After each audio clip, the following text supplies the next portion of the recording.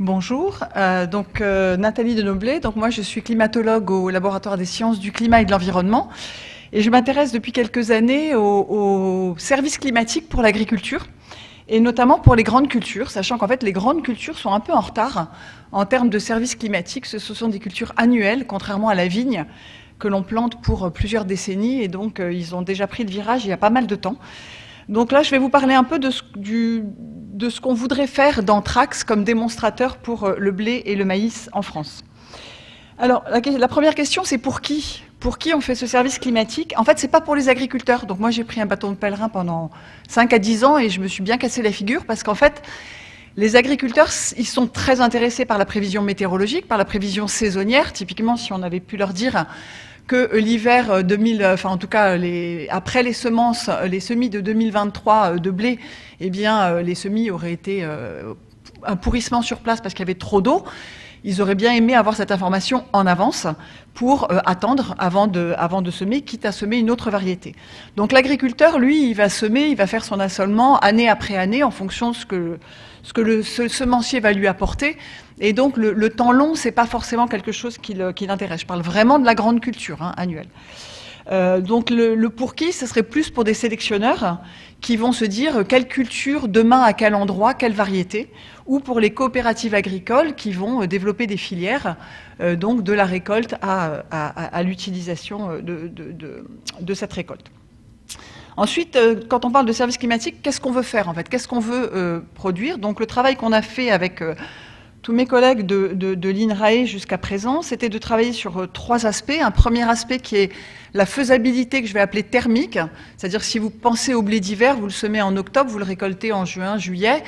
Et donc en fait, il prend quand même plusieurs mois dans l'année. Donc il y a des régions dans le nord où on ne peut pas encore semer de blé d'hiver, mais peut-être qu'on pourra le faire demain. Donc il y a une faisabilité thermique. Est-ce que la plante va faire l'intégralité de son cycle ou pas ? Donc ça peut ouvrir de nouvelles opportunités avec le réchauffement climatique. Donc des zones où la culture va devenir faisable. Ensuite, il y a les questions de risque de perte de rendement. Alors là, il y a 2 façons de faire. On prend des modèles agronomiques ou l'approche qui a été présentée juste avant, et merci parce que ça va pouvoir me permettre d'aller plus vite sur certains aspects. On travaille sur des indicateurs écoclimatiques ou agroclimatiques, c'est-à-dire qu'en fait, on va s'intéresser au stress météorologique que la plante va subir au cours de son développement et qui vont être soit favorables ou défavorables à la croissance de la plante, favorables au développement de maladies, à la survie de pathogènes et ravageurs par exemple. Donc c'est un autre point. Et le 3e point, c'est la faisabilité de l'acte technique lui-même, c'est-à-dire la rentrée du tracteur dans les champs. Si vous avez un champ qui est inondé, eh bien c'est pas une bonne portance pour les tracteurs, donc ils ne rentrent pas. Alors, on s'intéresse, nous, aux indicateurs, non pas agroclimatiques, mais écoclimatiques. Donc, je reviendrai sur cette différence-là. C'est-à-dire qu'on va s'intéresser au changement de date des différents stades phénologiques. Donc, je vous ai dit, le blé, on le sème à peu près en octobre. Donc, pour la céréale d'hiver, la date de semis ne change pas énormément, mais par contre, le moment où la graine va lever, le moment où il va y avoir vraiment la germination, l'extension de la plante, la production de feuilles, va vraiment changer avec le climat, puisque c'est une somme de température. Et donc, plus le climat est chaud, et plus cette somme de température est atteinte rapidement. Alors, quand on parle d'indicateurs agroclimatiques ou écoclimatiques, en fait, par exemple, on part d'une donnée météo qui est la température tous les jours. Le météorologue va vous dire, voilà, on aura tant de jours de gel par an, du 1er décembre au 31 janvier, mais ça, la plante, elle s'en fiche complètement du nombre de jours de gel par an, c'est pas ça qui l'intéresse. Si on s'intéresse par exemple au blé, il va être sensible entre le semis et la levée au nombre de jours au cours duquel la température va être inférieure à moins 8 degrés Celsius. Et donc l'indicateur qu'on va développer, c'est le nombre de jours entre ces 2 moments-là, très particuliers du développement. Et donc ensuite, on aura un franchissement. Au-delà d'un certain nombre de jours, il y aura un risque et donc un stress et donc un problème de développement. Donc on s'intéresse, comme je vous l'ai dit, à toutes sortes de processus écophysiologiques qui vont affecter la croissance, la qualité du rendement, la mortalité de la plante et à un nombre de jours disponibles pour des actes techniques. Je ne vais pas rentrer dans tous ces détails-là. Je voudrais juste vous montrer un exemple. Alors là, c'est un faux exemple dans le sens c'est pas basé sur une grande culture, mais sur du gel tardif pour de la vigne parce que c'est assez parlant. Donc vous avez en haut finalement disons aujourd'hui, sans changement climatique, enfin non, aujourd'hui sans changement climatique, ça rime pas très bien. Donc admettons qu'aujourd'hui, on a une période de gelée qui est exprimée en bleu, et puis vous avez le moment où vous avez le débourrement pour la vigne ou pour un arbre fruitier. Donc les bourgeons sortent, et ce qui est important, c'est est-ce qu'il va y avoir du gel après ce débourrement ou pas. Donc vous avez ici je ne sais pas si ma souris, si voilà, vous avez ici une petite zone qui est cette zone de risque. Si vous voulez fonctionner en agroclimatique sans tenir compte des changements de date particuliers pour votre plante, vous êtes en changement climatique, donc avec un climat plus chaud, votre période des dernières gelées se restreint, se termine plus tôt, et si vous n'avez pas changé dans votre modèle et dans votre calcul d'indicateur la date de débourrement, évidemment, vous allez vous dire finalement ce risque de gel n'existe plus.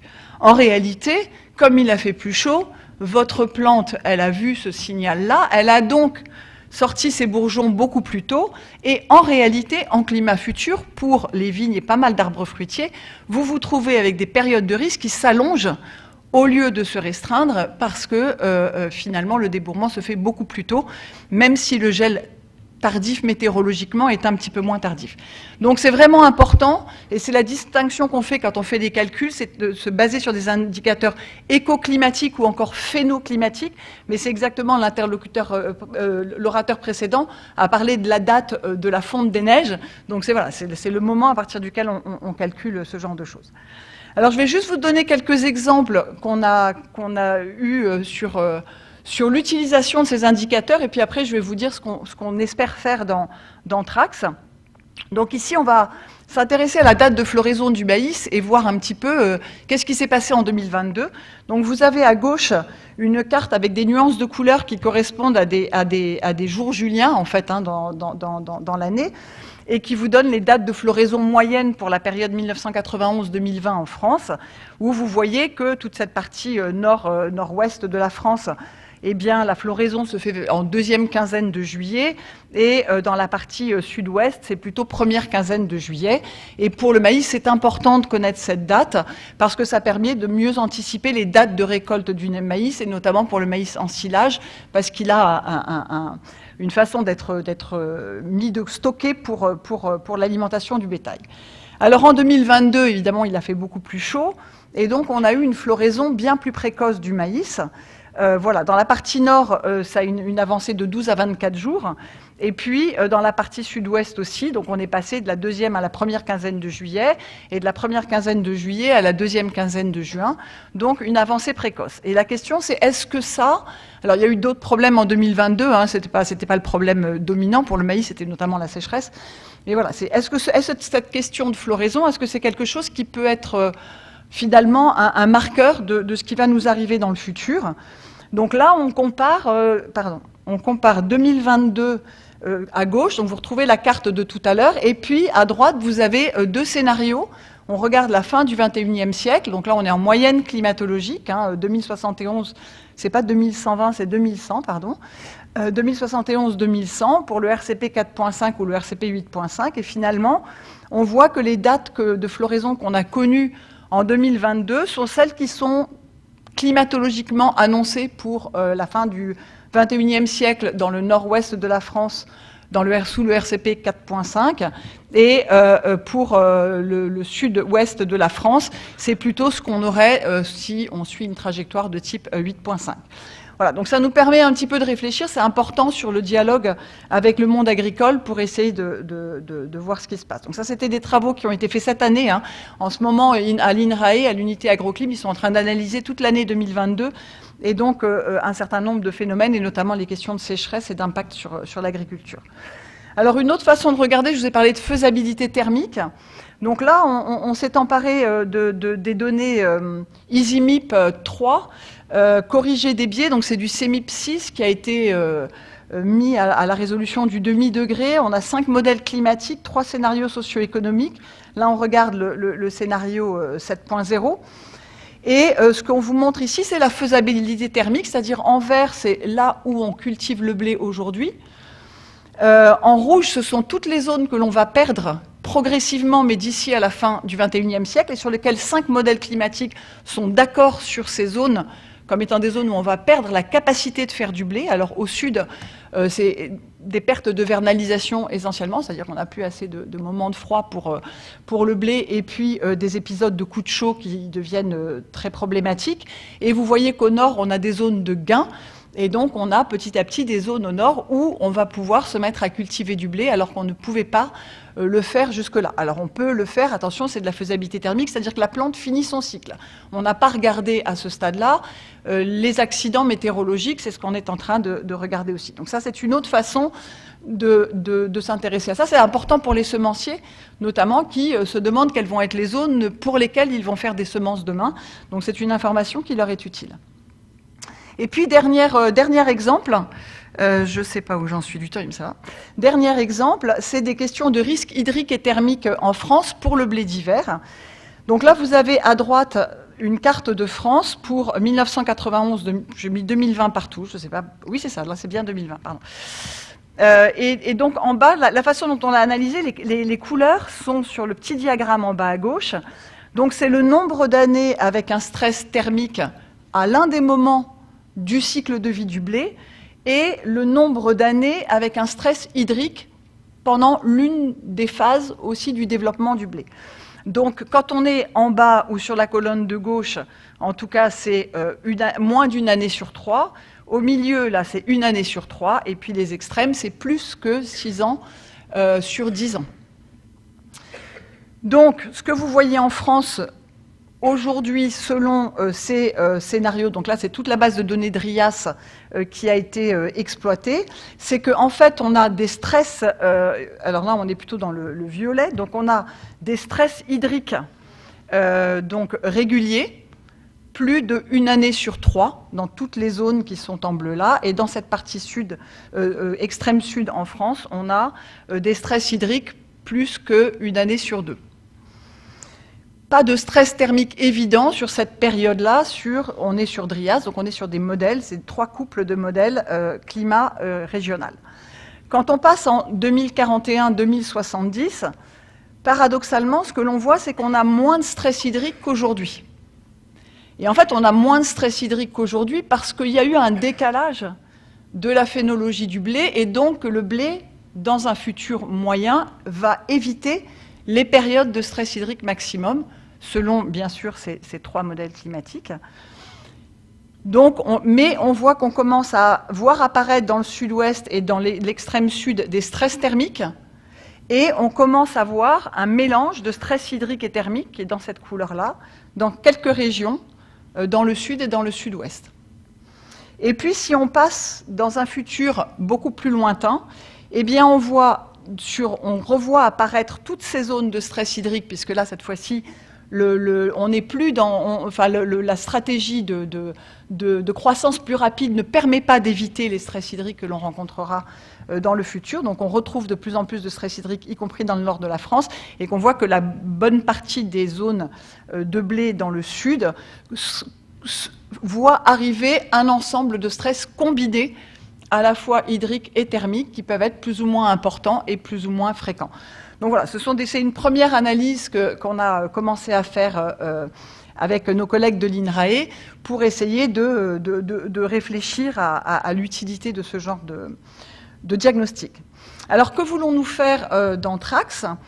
Alors, dans TRAX, l'idée est de regarder quelles sont les combinaisons de stress météorologiques qui peuvent conduire à des pertes significatives de rendement dans le futur. Donc on va calculer nos stress, on va aussi les normaliser de manière à les rendre un peu comparables, et on va regarder dans le développement, est-ce qu'on a des combinaisons de stress qui vont des nouvelles ou des combinaisons déjà vécues, comme en 2016, où on a connu quelque chose d'anormal en termes de rendement, mais pas tellement extrême en termes de météorologie.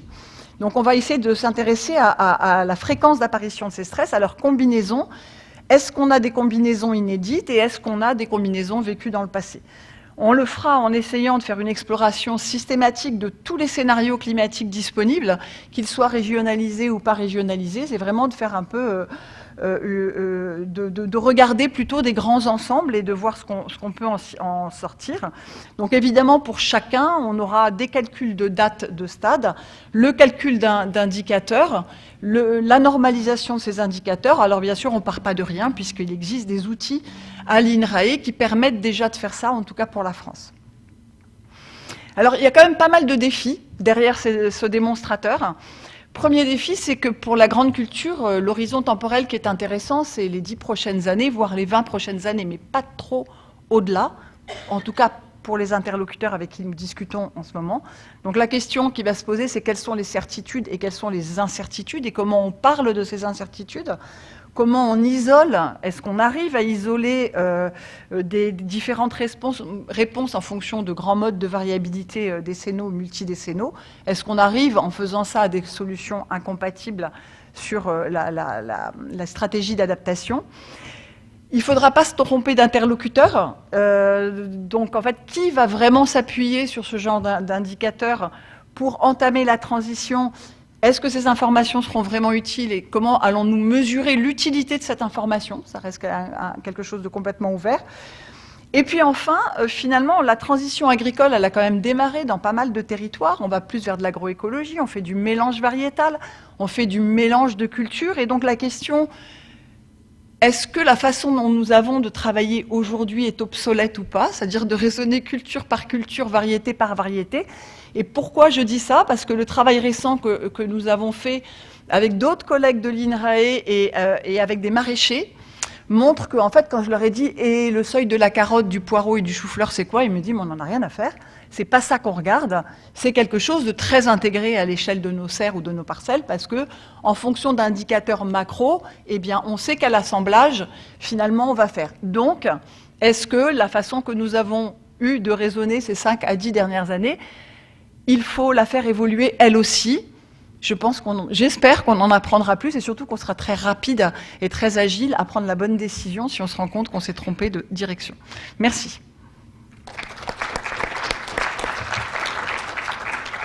Merci beaucoup. Des questions, ouais.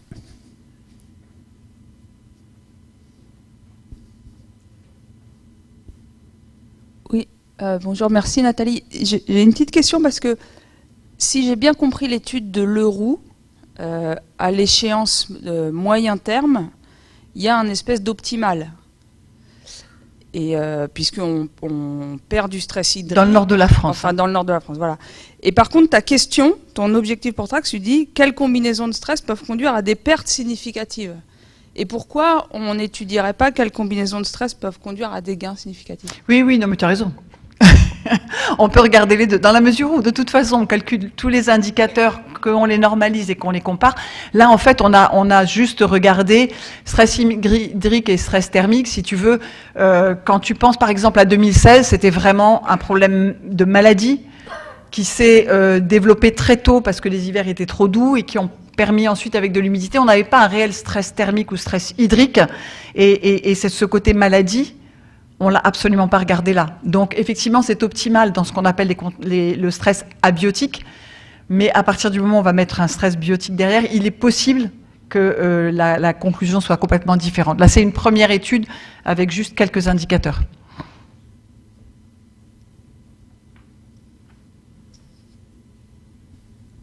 Merci Nathalie. Le blé, c'est quand même une céréale qui date depuis plusieurs décennies.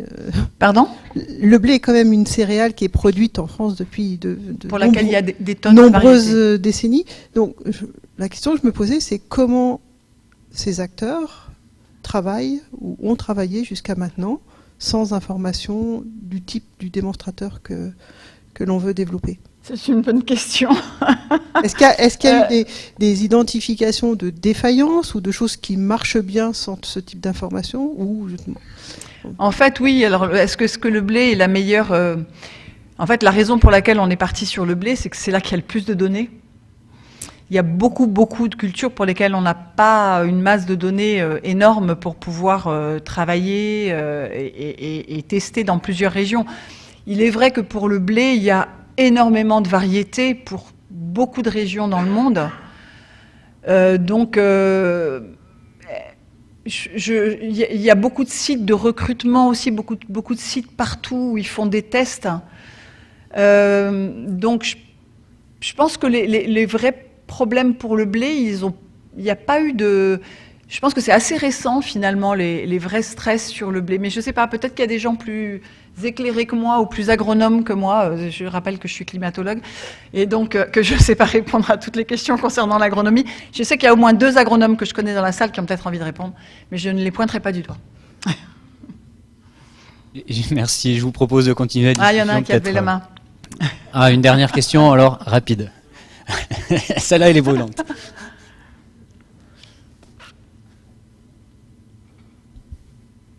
Oui, c'était très intéressant et ça fait plaisir de voir qu'il y a des choses de concrètes. Mais effectivement, j'ai un peu la même interrogation. Aujourd'hui, il y a déjà dans les PO des agriculteurs qui arrachent leurs vignes, arrachent leurs pêchers. Donc on n'est pas sur du blé ou du maïs, mais il est urgent de fournir des services comme ça parce qu'en fait, on voit que ça va plus vite que la science. Et alors, j'ai un peu la même question, bien prendre en compte les extrêmes, la variabilité, je pense que c'est très important, et pas uniquement, parce que l'agriculteur, là, qui voyait qu'en 2022, il vivait quelque chose qui était représentatif de 2100, ça peut-être va le faire rire de voir que dès 2022, ça peut arriver du fait de la variabilité, et que combien de fois, en fait, il peut le supporter, en fait. Ouais. Et donc, par rapport à ça, moi, en tant qu'agronome, j'aurais envie de dire que avant même de faire toutes ces études, il y a peut-être 3 conseils qu'il faut donner aux agriculteurs. 1, arrêter la monoculture. Pour des raisons environnementales mais aussi économiques, parce que pour la résilience de leurs entreprises. 2, privilégier les cultures à cycle court, parce que le climat et les extrêmes étant de plus en plus nombreux, ça sera de plus en plus agressif, et donc aller vers des cycles courts. Et 3, quand même une aridification croissante, et donc là aussi le cycle court d'ailleurs peut être justifié par ça. Non, mais tu as tout à fait raison. Je pense que c'est le bon sens et c'est ce qui se dit. Néanmoins, c'est quand même assez intéressant de regarder ce qu'on est capable de faire aussi avec nos outils et aussi quelles sont nos limites, en fait. Et par ce genre de discussion, finalement, on entame le dialogue et la compréhension en montrant ces choses-là. Alors, dans le démonstrateur qu'on veut faire, alors, est-ce qu'on prendra bien en compte la variabilité interannuelle? Dans la mesure où on veut explorer vraiment des grands ensembles, et qu'on va regarder finalement la fréquence d'apparition de combinaisons d'indicateurs, je pense qu'on se rapproche, les extrêmes, peut-être pas, parce que ça dépend de la qualité des modèles à faire des extrêmes, mais je pense que ce côté variabilité interannuelle, peut-être qu'on l'approchera un petit peu mieux. Mais je suis d'accord, il y a énormément de travail et c'est un peu... Les 3 conseils que tu donnes, c'est ceux qu'on donne, mais après, voilà, est-ce qu'on peut produire quelque chose ou pas? Moi, je veux bien qu'on me dise que c'est pas ça qu'il faut que je fasse et qu'il faut que je fasse autre chose. Pourquoi pas, je veux dire. Merci encore. Merci.